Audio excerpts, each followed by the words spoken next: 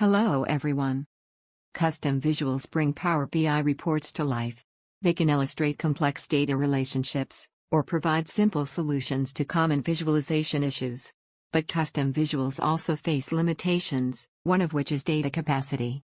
By default, custom visuals in Power BI fetch a maximum of 1,000 rows from a data model. Power BI users' data needs often exceed 1,000 rows, so many people find it difficult to work within this restriction.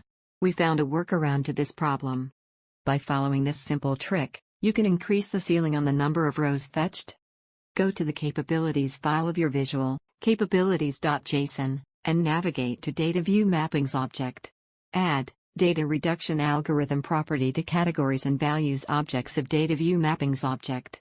Add Top property to Data Reduction Algorithm.